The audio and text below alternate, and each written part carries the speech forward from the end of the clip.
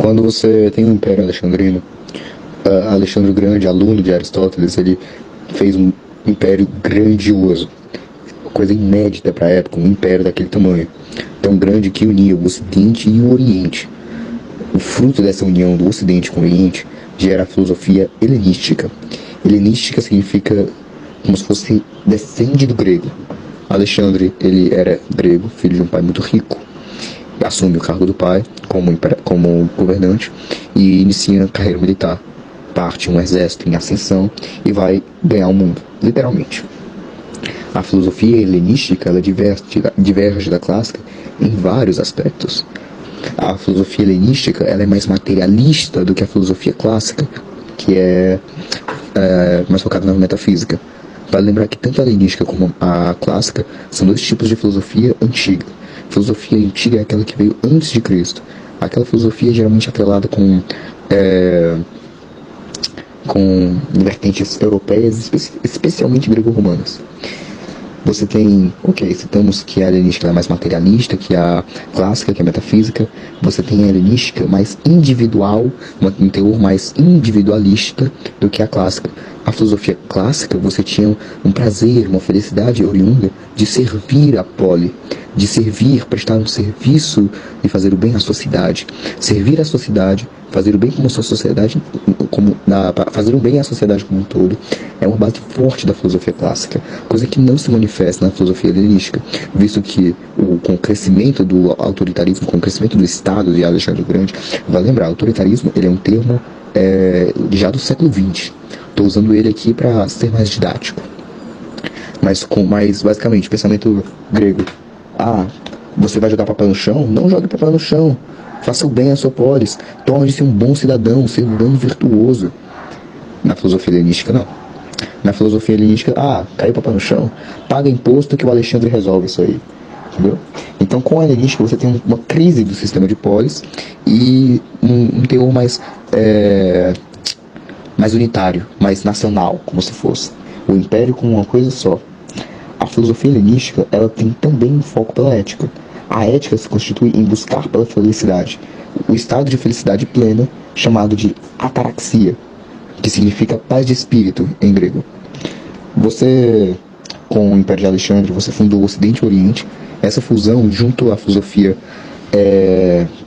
oriental com a ocidental. Esse é o fruto, essa é a condição primária da helenística. E dentre as escolas helenísticas, houveram 4 que se destacaram. Você tem a escola do cinismo. Um cinismo, por muito tempo, foi um elogio. Após uma catequização dos cinistas, passou a ser algo mais pejorativo. Falando de cines, lembra de cães. O cinista, ele busca a felicidade, mas ele busca a felicidade pela plena liberdade, ou seja, plena libertinagem. Com você seguindo a sua verdadeira natureza, seja ela qual for, a natureza do corpo, dos desejos, você assim alcança a felicidade. O cinista, ele é autarquista, ou seja, ele é o próprio dono. Você não pode se apaixonar por alguém, você não pode namorar alguém, porque isso te deixa dono de outra pessoa.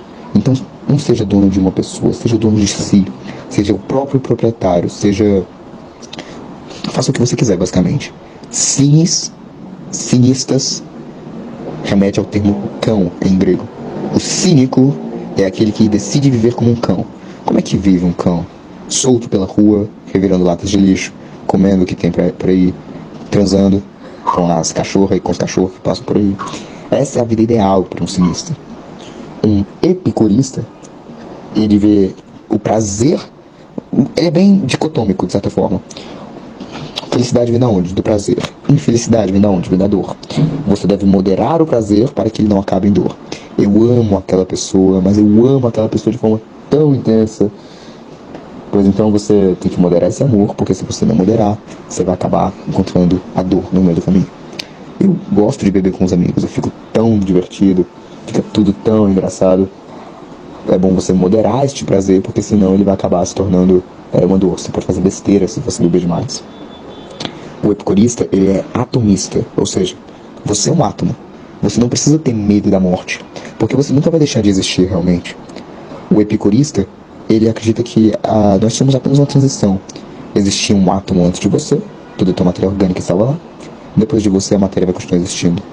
Não faz sentido ter medo da morte. Você sempre esteve lá, você sempre estará. Essa é a visão do epicurista. Você tem o estoicismo, particularmente famoso, que... Uma frase marcante do estoicismo: se algo te faz sensível, se algo te causa dor, remova. O estoicismo, ele é conhecido por ser bem prático. A felicidade é aceitar que existem coisas que não estão sob seu controle. A felicidade para o estoico é você fazer tudo que você tem alcance de fazer e rejeitar aquilo que não está sob alcance. Poxa, eu fiz tudo que eu podia, mas não conquistei aquela garota. Bom, tanto faz. Você fez o melhor que tinha. O problema agora é dela. Como se fosse isso.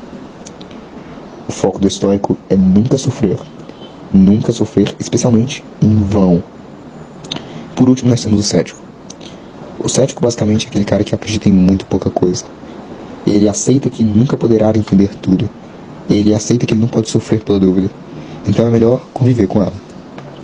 Essa é a principal vertente, são as principais características da filosofia helenística.